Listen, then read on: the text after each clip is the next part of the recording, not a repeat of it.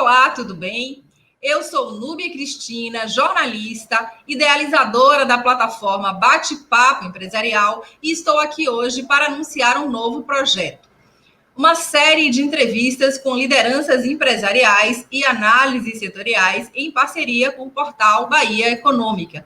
E para iniciar esse projeto em grande estilo, eu tenho aqui comigo o jornalista, escritor e economista Armando Avena, ele que é diretor do portal Bahia Econômica e responsável por criar o mais importante portal de economia e negócios do estado da Bahia e um dos mais relevantes do Brasil.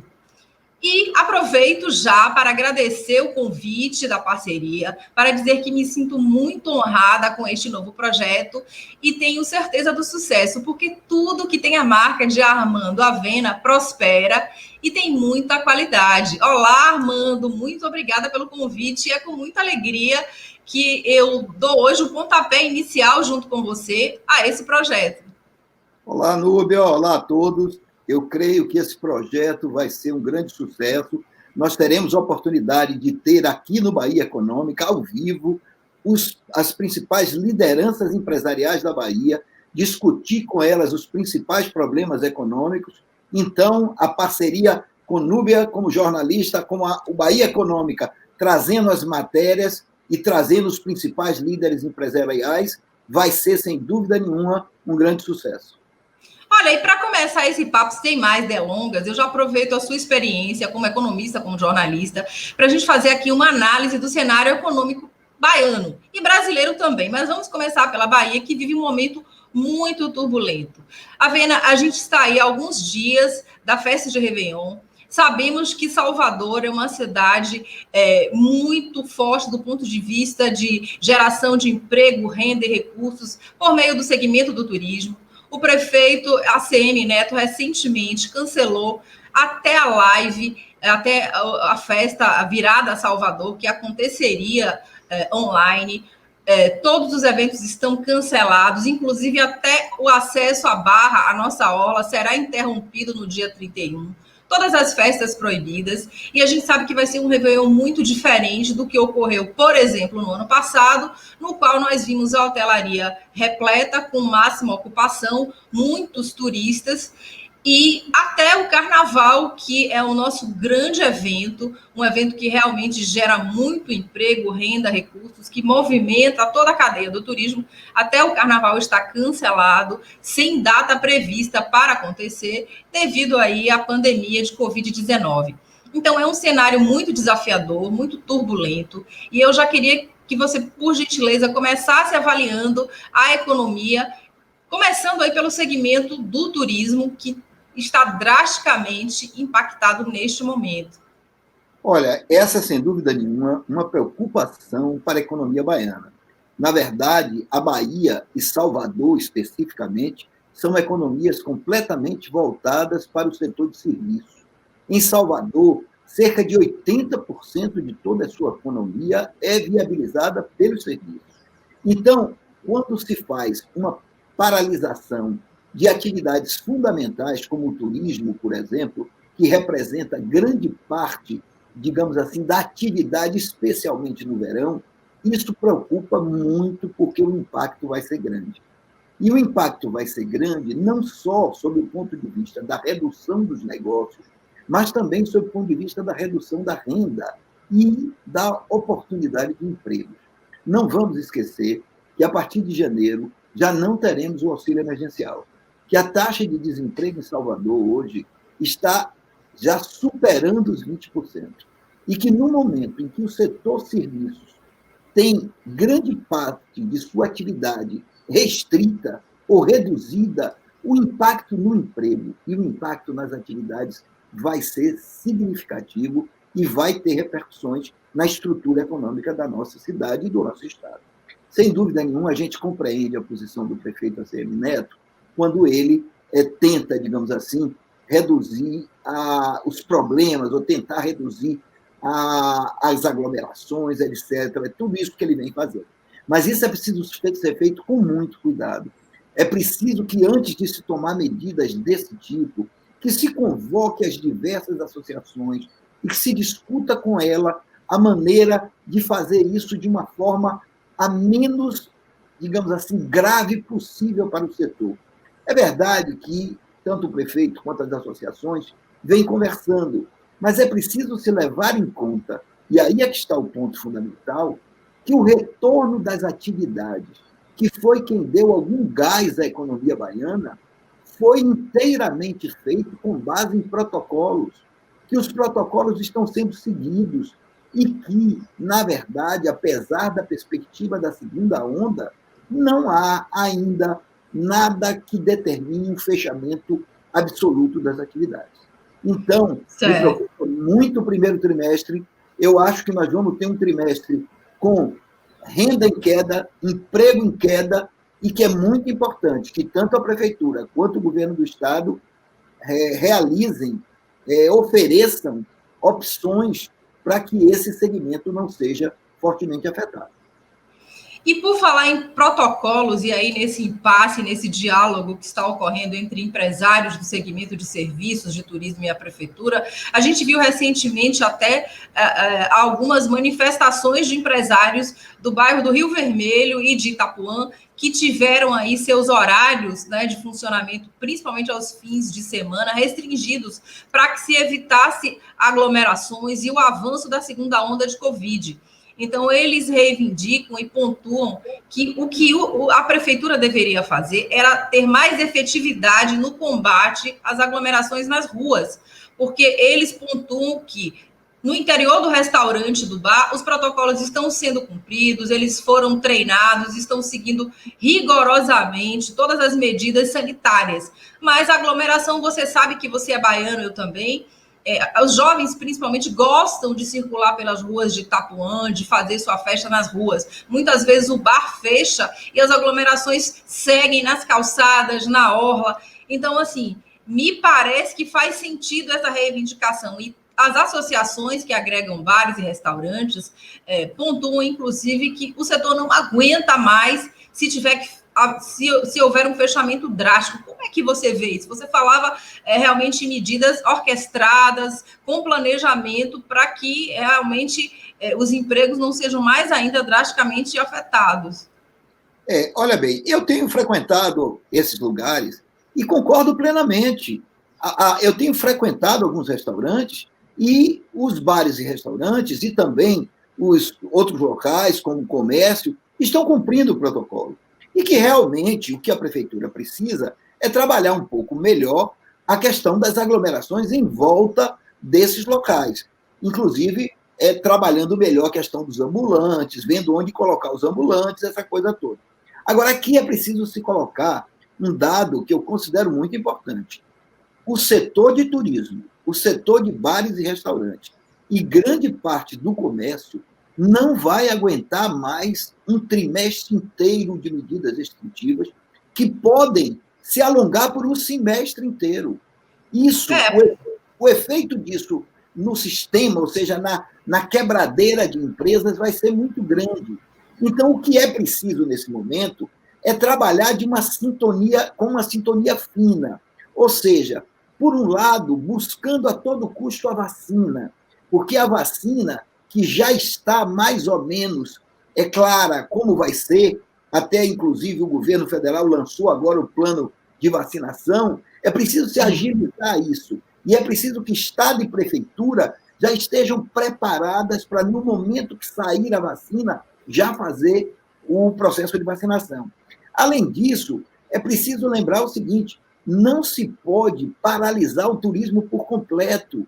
É preciso deixar que haja, como vem ocorrendo, os deslocamentos para o litoral norte, os hotéis do litoral norte, os hotéis de Porto Seguro, os hotéis de toda a região da Bahia, eles estão cumprindo os protocolos. Isso não pode ser fechado completamente. O mesmo se diz para bares e restaurantes. Então, o que é preciso é que se, digamos assim, organize melhor o entorno dessas atividades, como você bem disse, o entorno dos bairros. E aí a prefeitura precisa atuar de uma forma, digamos assim, menos restritiva no sentido de fechar estabelecimentos e mais restritiva no sentido de não deixar aglomerações nas ruas. nem festas, paredões e outro tipo. Então, finalizando essa parte, no setor serviços, e especificamente no setor turismo, é preciso haver uma sintonia fina, de modo a que, sem fechar o setor, se mantenha a estrutura atual. Porque novas medidas, novos lockdowns, novas medidas restritivas vão aumentar o desemprego, e desemprego sem auxílio emergencial vai tornar essa cidade vai ser para essa cidade um grande problema. É verdade. Uma outra coisa se refere ao segmento turismo, eu vi algumas pesquisas que apontam o crescimento do turismo interno, especificamente daquele consumidor, né, daquele viajante que tem uma renda maior. Este que pode ter um carro, né, as viagens de avião estão mais restritas, mas aquelas famílias que têm um carro bacana para viajar, que têm planejamento financeiro, podem curtir o litoral e fazer esse turismo interno, e que a Bahia seria beneficiada por isso, porque, inclusive, muito recentemente, Salvador teve aí alguns equipamentos entregues, né? A gente teve revitalização de boa parte ali do centro histórico, da Rua Chile, de alguns pontos do comércio. Então, assim, do ponto de vista prático, eu acredito que, apesar dessa segunda onda e de toda a dificuldade, com o que você comentou, planejamento e um diálogo aberto e muito próximo entre iniciativa privada e governos e respeito aos protocolos, a gente, não vou dizer que a gente poderia crescer, mas a gente pode se beneficiar disso, porque existe uma parcela da população que está disposta a viajar em família, com segurança, e quem sabe a Bahia não seria um destino acertado. O que você pensa sobre isso? É verdade. É verdade. O que você está dizendo é o que nós estamos vendo nesse momento. O turismo se recuperou. O turismo local se recuperou aos poucos, quer dizer, mas um turismo local, um turismo muito mais voltado para a própria região ou para o entorno, ou seja, não são mais viagens de longo, viagens de longo curso, nada disso, são viagens pequenas, mas exatamente por isso elas são mais controláveis. São pessoas da família, que ficam em hotéis que têm todos os protocolos definidos. Os resorts também estão sendo procurados, nossos resorts aí no litoral norte. Isso tem que ser permitido. Chegamos a um momento da pandemia que agora sim é preciso ter muito cuidado entre a questão da saúde e da economia. A saúde vem sempre em primeiro lugar, mas nós chegamos a um momento que é possível administrar isso com qualificação. Por exemplo, me perdoem os administradores públicos, foi um erro fechar os hospitais de campanha e reduzir o número de leitos. Eu também acho. Mesmo que se gastasse um pouco mais, já se sabia que possivelmente viria uma nova onda. Por que fechar esses leitos, sabendo que logo depois iria ter que recompô-los? Foi um equívoco, foi falta de planejamento, tanto da prefeitura quanto do governo do Estado. Então, esse tipo de coisa, a economia não pode mais sofrer. E isso aconteceu, esse erro, no Brasil todo, né? Me parece que uma visão do brasileiro extremamente otimista. No Brasil inteiro ocorreu, e também em outros locais, no interior também, essa coisa toda. Mas o importante aí é que agora o caminho não é só fechar, é recompor os leitos, é qualificar a intervenção. O primeiro momento da pandemia, sim, é lockdown, é isolamento total. O segundo momento da pandemia é a qualificação desse tipo de intervenção e a busca da vacina. É preciso alertar que a questão do Brasil econômica, nós chegamos até aqui porque nós estamos há 6 meses com cerca de 50 bilhões de injeção do governo federal. O governo federal injetou bilhões para a população e também injetou bilhões no governo do Estado e na Prefeitura de Salvador. Não tenho certeza, vocês, nossos ouvintes, nossos telespectadores, que o governo federal tinha que fazer isso através do programa do Congresso e das medidas que foram tomadas. Sem isso, o primeiro trimestre de 2013 será um trimestre dramático. E é por isso que não se pode fechar tudo de uma vez por outra. Continuo dizendo, o caminho é fazer as medidas restritivas com qualificação, em conversas estritas e diretas com o empresariado, e também buscando, o mais rapidamente possível, exigir do governo federal o início da campanha de vacinação. Não importa que vacina, seja da China, seja sem polêmica, sem política no que se refere à vacina, né? A vacina é fundamental. Sem a vacina, não teremos economia saudável em 2021. Então, não se trata mais de fechar empresas, não se trata mais de fechar bares e restaurantes, se trata de qualificar sua atuação de forma racional, sem prejudicar ainda mais a economia baiana.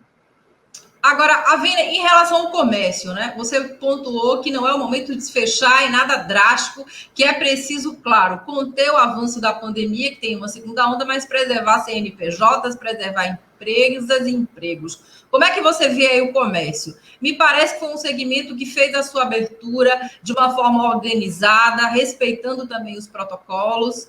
E como é que você avalia o comércio baiano, este momento? Olha, aqui vem até uma coisa interessante, porque a prefeitura e as autoridades, elas foram muito menos rígidas com os segmentos comerciais do que, por exemplo, com os segmentos de bares e restaurantes e com outros segmentos. Os shoppings vão funcionar a noite inteira, durante o dia de Natal. Então, a mesma coisa deveria ser feita para todos os segmentos. Racionalidade na intervenção. Agora, é muito bom saber que o comércio voltou digamos assim, à sua atuação normal com muito cuidado, voltou à atuação normal, mantendo os protocolos. E eu vou dizer a vocês, esse trimestre vai ser muito bom para o comércio baiano. Os dados já mostram isso. Os dados já indicam que o aumento das vendas no Natal, na área física, nas lojas físicas, vai chegar a 3,5%, talvez 5%. Boa notícia. Em relação a 2019. Ou seja, as vendas vão crescer mais do que o ano passado, porque estavam represadas, porque há uma poupança que se formou durante a pandemia. As pessoas ficam em casa, elas gastam menos com automóvel, elas gastam menos em combustível, em compras. Viagens. Bares, restaurantes. Há uma poupança forçada e ela vai ser gasta no Natal. Por isso, eu estou otimista, nós vamos ter um bom Natal. E é preciso que os lojistas também se capitalizem para enfrentar o primeiro trimestre de 2021. Então, vai ser um bom Natal. Eu acho que as lojas físicas vão ganhar, e a internet nem se fala, a expectativa de crescimento das lojas de internet é mais de 50%. Então, vai ser um bom momento para o comércio, mas não vamos nos enganar, não vai cobrir as perdas desse terrível ano de 2020. O ano de 2020, nós tivemos perda em todos os setores. O PIB baiano vai cair cerca de 4,5%. É uma queda, podem ter certeza, uma queda brutal. Para que se aguente cada segmento uma queda desse tamanho, é muito difícil. Então, é bem-vinda a recuperação do comércio já é visível, basta qualquer pessoa avaliar os números do IBGE para ver que as curvas estão crescendo há 3, 4 meses consecutivos. Agora, para que isso exista, é preciso que se mantenha uma certa movimentação na cidade. A hipótese de lockdown é descartada. Os países da Europa fizeram isso porque os países da Europa são países mais ricos. E, por outro lado, a pandemia afetou eles de uma forma mais efetiva, ou seja, como o lockdown no primeiro momento, eles fizeram no primeiro momento um lockdown, como foi muito efetivo, a segunda onda ela veio com uma agressividade maior.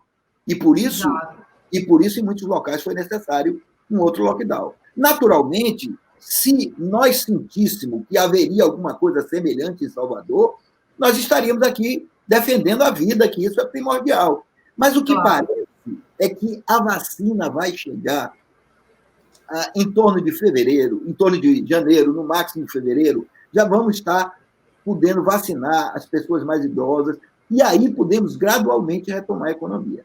Então, eu vejo que o comércio, no último trimestre de 2020, ele vai se recuperar. Não vai se recuperar as perdas do ano inteiro, mas vai se recuperar. A minha preocupação é com o primeiro trimestre de 2021. Vamos lembrar que, nesse primeiro trimestre, o que mobiliza a economia é o turismo, o verão, o carnaval e a festa de Largo. E não vamos ter nada disso. Nada disso.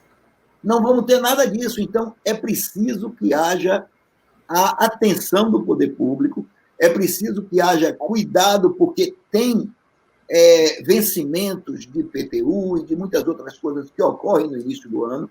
Então, tudo isso forma um quadro que é preciso ter muito cuidado. Eu acho que a recuperação do comércio vai ser boa no último trimestre, mas que é preciso se capitalizar agora, porque tudo indica que nós vamos ter um primeiro trimestre de 2021 muito difícil, especialmente se as restrições continuarem. E como é que você avalia, por exemplo, o segmento industrial?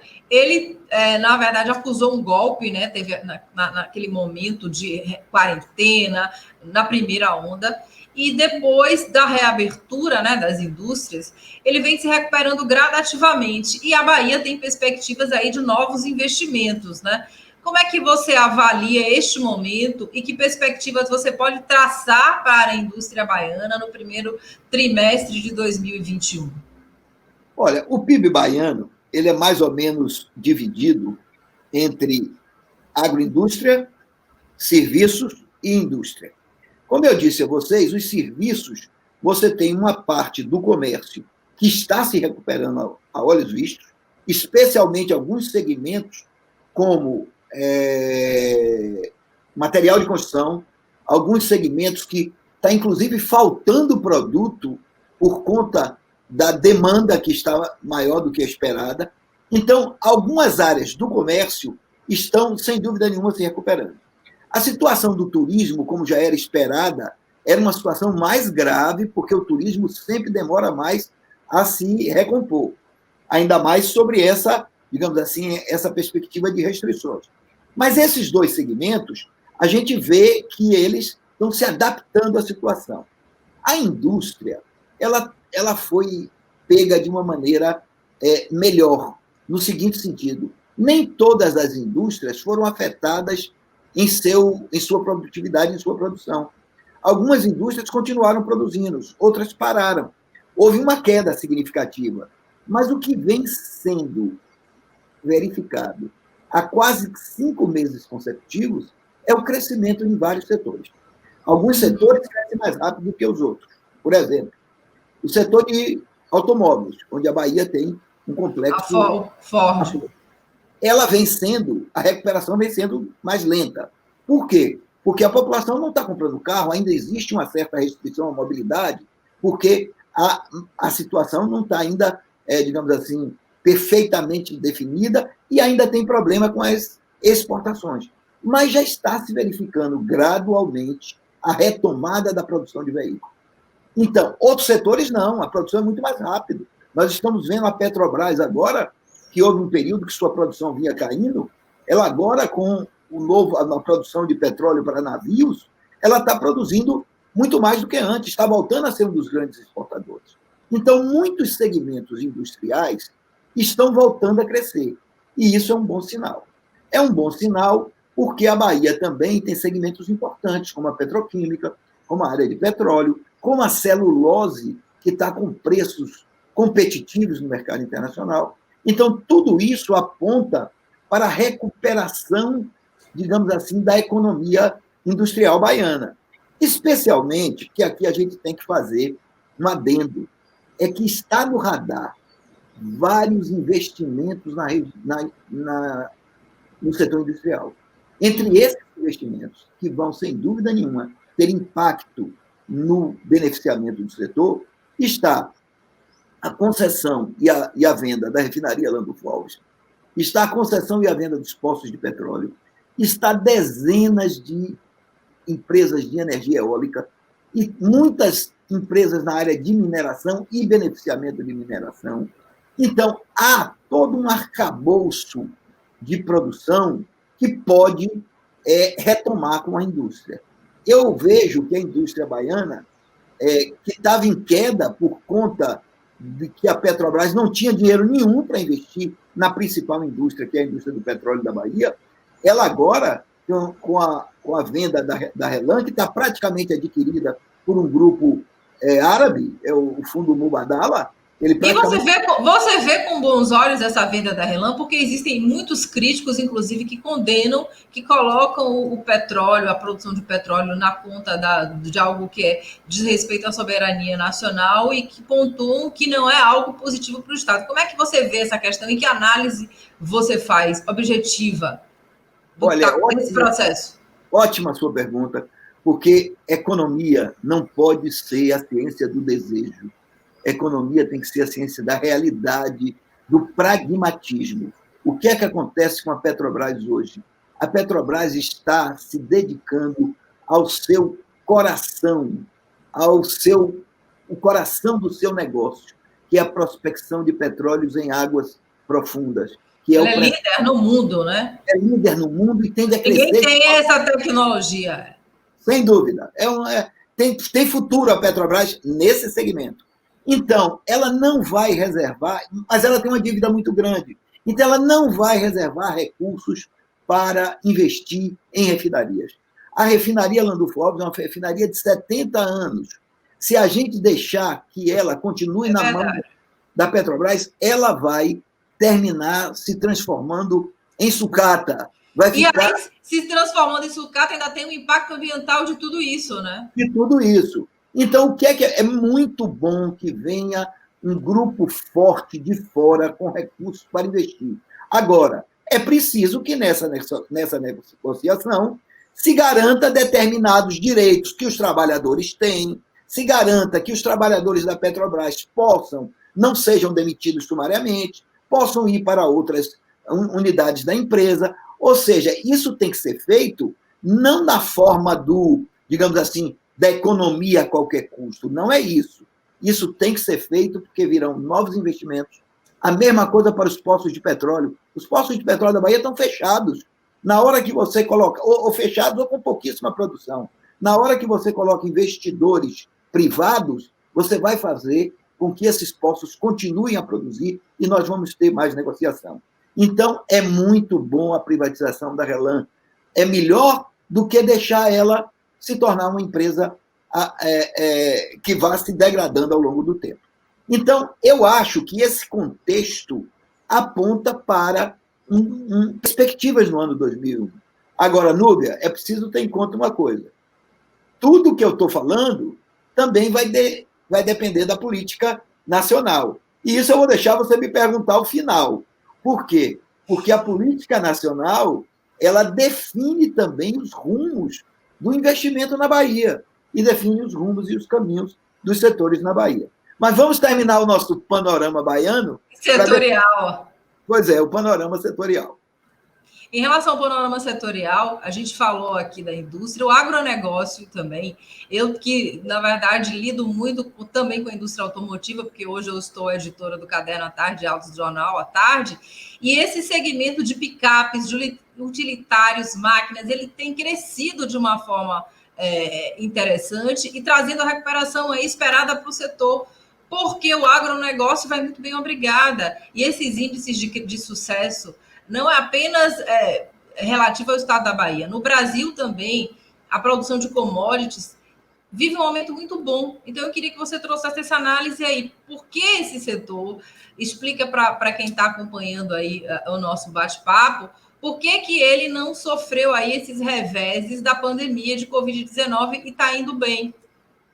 Olha, eu diria a você que o agronegócio não sofreu com a pandemia. Ele foi um setor que conseguiu passar o largo da pandemia, porque ele continuou crescendo.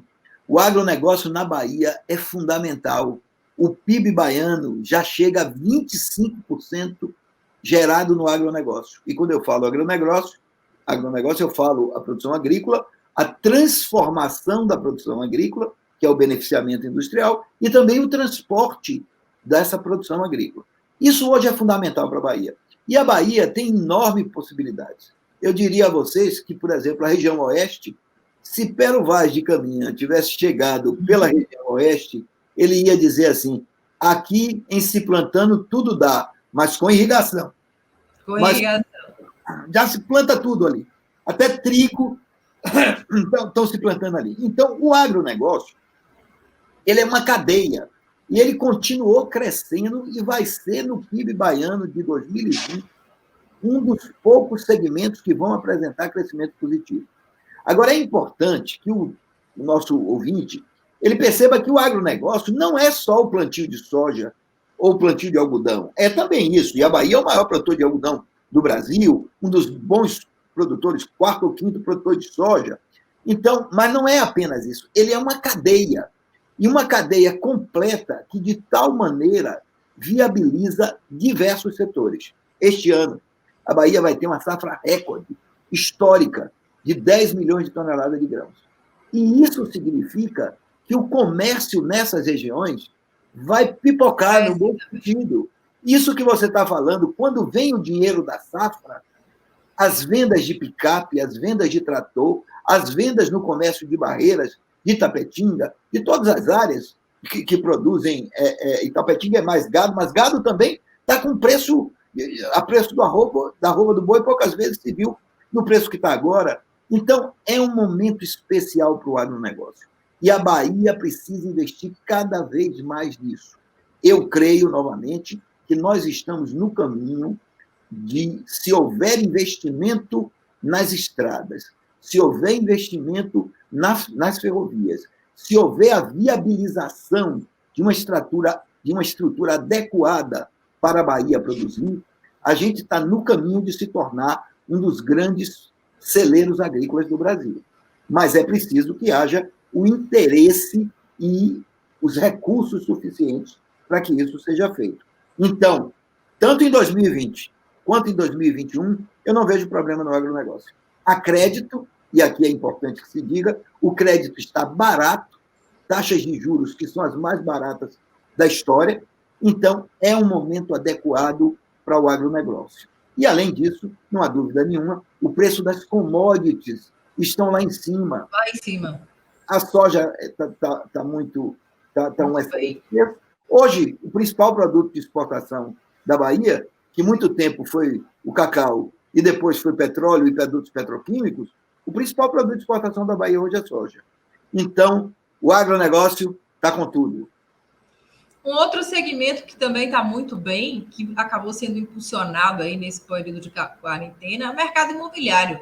A gente percebe que incorporadoras, construtoras, as de fora, que têm uma atuação importante no estado, e as daqui, elas continuam vendendo, principalmente esse segmento de média renda, até de alta renda, porque, como você pontuou, quem hoje tem uma vida financeira organizada está gastando menos. Então, houve um aumento, por exemplo, de consumo de automóveis de luxo, de alto luxo, imóveis mais luxuosos também, e o mercado imobiliário vai muito bem. Também se adaptou fazendo feirões online, a ADEME mesmo liderou esse processo de eventos online com a compra envolvida e todo o processo de compra pela internet, sem maiores burocracias. Então, assim, diante do que está acontecendo hoje, você enxerga boas perspectivas para o mercado imobiliário baiano em 2021, aí para o primeiro trimestre? Qual é a sua avaliação? Olha, tirando o agronegócio, provavelmente a melhor conjuntura nesse momento é para o setor da construção civil. Por que a conjuntura é boa? Porque são vários os fatores que estão empurrando para cima a construção civil. O primeiro fator, e esse é mais, digamos assim, interno, é que Salvador tem, depois de muitos anos, um baixo estoque de oferta de imóveis. Até bem pouco tempo atrás, tinha uma quantidade muito grande de imóveis novos, de prédios que tinham sido feitos e não achavam comprador. Esse estoque de apartamentos e unidades novas baixou como nunca. Esse é o primeiro ponto. O segundo ponto é que os juros caíram como nunca. Hoje os juros estão... Nunca foi tão viável... Fácil, né? Fácil comprar casa. As condições de financiamento estão ótimas. Estão ótimas, os juros estão baixos. E mais ainda, tanto o consumidor quanto o incorporador tem crédito barato e disponível. E a poupança, não é à toa que, se você for olhar o sistema de poupança habitacional, você vai ver que os financiamentos estão crescendo. Então, é um momento em que a conjuntura é muito boa. Além disso, tem dois outros fatores. O primeiro fator é que a taxa de juros está muito baixa. O cidadão que hoje tem um dinheiro guardado, ele vai colocar no mercado de renda fixa, ele vai receber 0%. Ou talvez está muito baixo. Porque a taxa de juros está 2%. Quando você tira a inflação, que já está em 4,5%, você vai chegar, não vai receber nada. Por outro lado, muita gente não tem espírito nem sangue frio para ir para o mercado variável de bolsa de valores. Bolsa de valores. Então, o que é que ele faz? Ele volta-se para o mercado de imóveis, que é um mercado tradicionalmente seguro, que é um mercado que pode viabilizar o aluguel. Então, essa é outra questão. E, por último, ainda tem aquilo que nós falamos aqui. Há na classe média baiana e em outros segmentos uma poupança que foi feita por causa da pandemia, e mesmo nas classes mais baixas, essa poupança foi feita com auxílio emergencial. Está havendo, nesse momento, uma enorme demanda por produtos de material de construção. De onde vem isso? Vem do cidadão que está batendo sua laje na favela ou na periferia, vem de dezenas, centenas de pessoas que guardaram um pouquinho do auxílio emergencial para melhorar a sua habitação, mas vem também daquele cidadão que quer comprar um apartamento melhor, que ficou muito tempo em casa e está vendo qual a vantagem de ter uma casa maior, com melhor qualidade, quer se até para trabalhar, que a casa hoje é lugar de lazer, lugar de trabalho, lugar de... Perfeitamente. Então, o momento é ideal. E tanto é ideal que, só para lhe dar uma ideia, em Salvador, a quantidade de lançamentos é impressionante. Infelizmente, eu digo isso, a ADEME deveria voltar a publicar para todos os baianos a pesquisa mensal que lhe dava o número de lançamentos por mês, de novos lançamentos. Isso foi suspenso, ou pelo menos não está sendo mais divulgado, está sendo mais um dado interno, mas isso é muito importante para que a gente tenha. Eu posso dizer, por exemplo, ao telespectador, que só na região dos bairros ricos há mais de 20 novos lançamentos. O Horto Florestal, nesse momento, tem 10 novos lançamentos. E as regiões em volta, Graça, Pituba, dezenas de lançamentos. Mas também há lançamentos em outras áreas, lançamentos dos programas governamentais. Então, eu não chego a dizer que há um bom imobiliário, como houve em 2014, naquela época, mas eu digo que estamos prontos para ter um excelente crescimento na área da construção civil. E que também é bom para quem esteja procurando a casa própria, porque as condições são as melhores possíveis. Certo. A gente já fez aí a nossa análise, né, passando pelos principais setores que têm, na verdade, um papel decisivo no PIB baiano.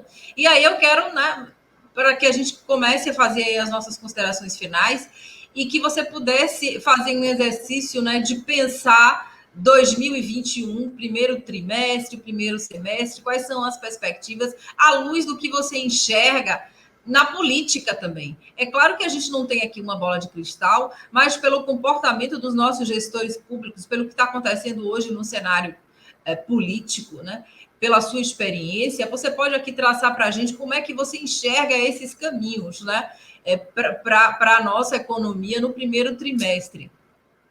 Olha, primeiro, a gente olhando para esse terrível ano de 2020, a gente pode dizer que chegamos até razoavelmente vivos, chegamos até razoavelmente bem ao final do ano.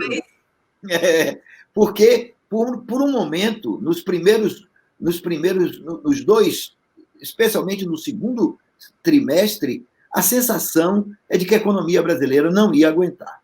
Felizmente, o governo e a Câmara dos Deputados agiram injetando aquilo que foi a salvação da economia brasileira, que foi o auxílio emergencial e a ajuda a estados e municípios. Sem isso, nossa economia teria sofrido muito. Então, vencida essa etapa, a gente vê que tanto no terceiro trimestre, quanto no quarto trimestre, há recuperação. E essa recuperação vai permitir capitalizar os agentes econômicos, para o ano seguinte. Agora, aí vem o pulo do gato.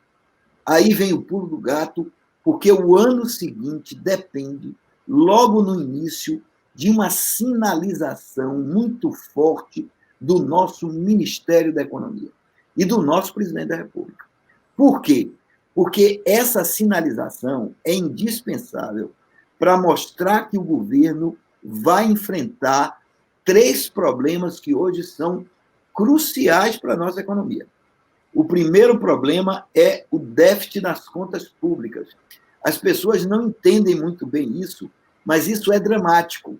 Se o Brasil não viabilizar uma melhoria nas suas contas públicas, ele vai continuar pagando o que ele gasta demais de dinheiro, mais do que arrecada, ele vai pagar com dívida. E já está pagando com dívida. E a dívida do Brasil hoje já é 100% do PIB. E quando ele vai financiar essa dívida, acontece uma coisa muito interessante. Porque, Núbia, eu vou lhe dizer uma coisa, não há almoço grátis em economia. Se alguém vai financiar a sua dívida, ou ele acredita que você vai pagar, ou ele lhe cobra um juro maior porque não está confiando em você. Sabe o que é que acontece hoje com a dívida brasileira? Os juros são de 2%, e o Brasil está pagando 7%, 8%, até 10% de juros para financiar a sua dívida. Sabe por quê?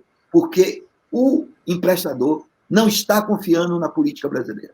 Então, primeiro ponto, é preciso consertar a política fiscal. Segundo ponto, há um repique inflacionário nítido. Está bem claro. Claro, quem vai ao mercado já sentiu que há um repique inflacionário.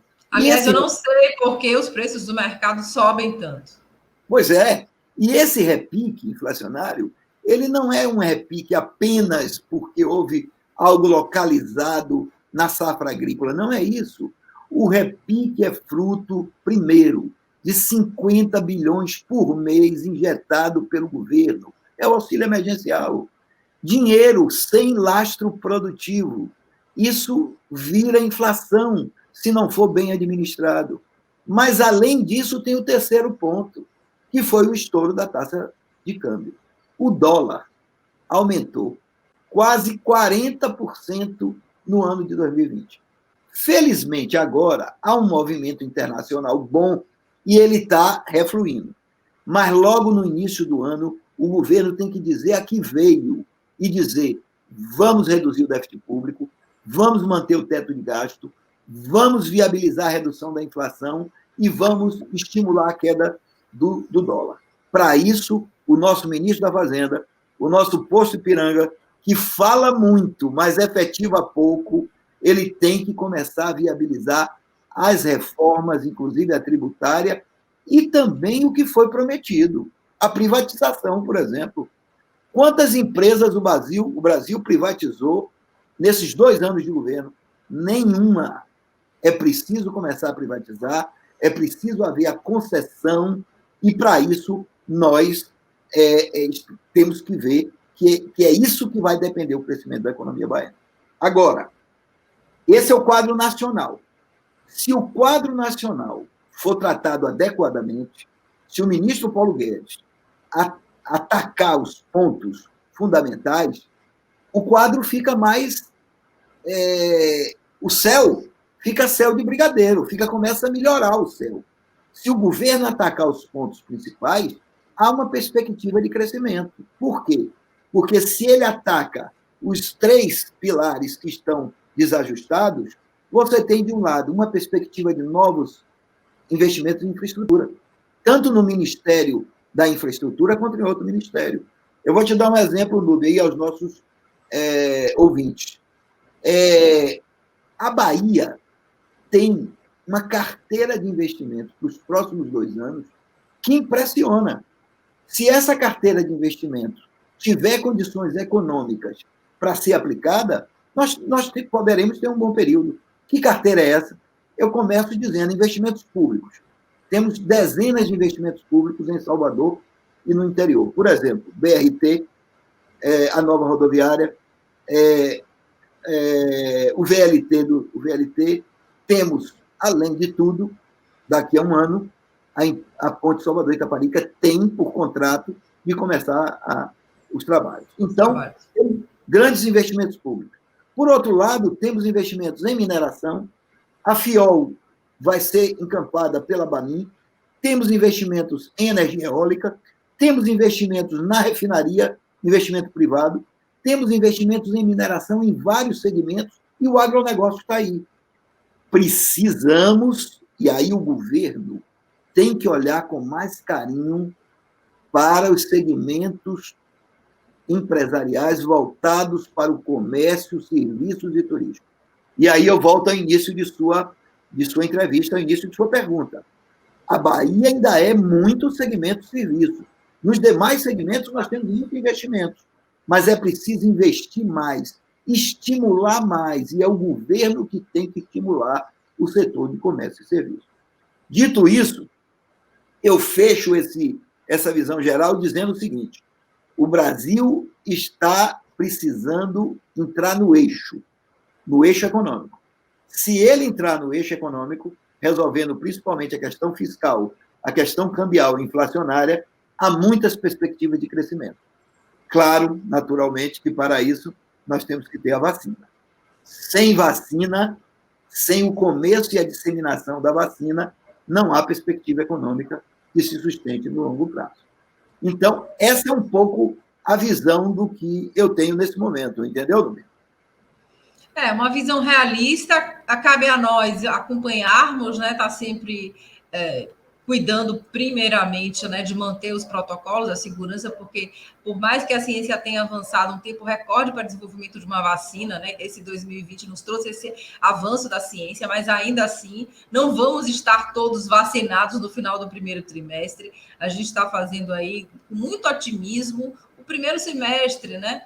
Então, é tudo ainda muito em função do protocolo de saúde, para preservação de vidas. Mas e esse equilíbrio, como preserva as vidas e preserva a economia? E aí a gente tem que contar com muita, digamos, efetividade do governo, dos governos locais, do governo federal, muita honestidade. Eu, cá entre nós, confessando a você, eu sou um tanto otimista em relação... Eu gostaria muito de ver o que você sinalizou aí, de ver o nosso ministro Paulo Guedes fazendo a lição de casa, o que foi prometido, o que deveria ter feito. Gostaria de ver o governo federal trazendo mais efetividade nas suas ações, mas eu sou muito descrente em relação a isso, porque até agora o que me foi apresentado, na minha opinião, não é bom. Enfim, demorou muito, e não vamos entrar aqui nessa discussão política, mas vamos manter o otimismo, e quero agradecer aí essa análise, aprendi muito Núbia, aqui. Só para fechar o raciocínio e deixar com você a palavra, você fechar o nosso quadro, eu preciso dizer o seguinte: as metas do governo, as metas econômicas, elas não foram cumpridas. O governo Jair Bolsonaro, ele se enveredou por problemas que só trazem distorções, só piora a crise. Só piora a crise. O que agora a gente tem que fazer, o país tem que fazer, é partir para a efetividade pragmática da economia. É inversão, é novos investimentos, é buscar fazer a economia brasileira produzir. Então, a gente tem que ser otimista, porque se não for, temos dois anos. Senão a gente não acorda. Exato. E eu gostei da sua imagem. Posto Ipiranga, adorei. Mas então eu queria dizer que esse também aqui pode ser uma grande plataforma para a gente conversar com os empresários, e os empresários colocarem suas propostas, e o próprio governo, o próprio setor público, estadual, municipal, colocarem suas propostas, porque Sim. O Bahia Econômica, e assim como você, com sua plataforma empresarial, o que a gente quer, na verdade, é o desenvolvimento da Bahia, é fazer com que a Bahia possa crescer e se desenvolver. E o Bahia Econômica sempre teve essa meta, fazer com que as notícias gerem mais investimento, mais emprego e mais renda. Muito bem. E esse vídeo a gente pode, na verdade, vai ficar compartilhado no portal Bahia Econômica. também no Bate-Papo Empresarial com Nubia Cristina, está aí à disposição, é o primeiro da série. Mais uma vez, a falar da minha gratidão, do meu entusiasmo, porque com certeza a gente aí tem uma série de entrevistas muito boas para apresentar. Vamos fazer eventos online também, análises setoriais, porque cabe muito. Quanto informação é poder, e quanto mais a gente discute, debate, mais traz informação, mais a gente chega naquilo que a gente quer contribuir, que é o desenvolvimento sustentável, né, da economia baiana, que é uma melhoria para todos, né? Então, muito obrigada, e obrigada a você também que está nos acompanhando. Espere em breve mais novidades. Até mais. Um beijo. Obrigada, gente.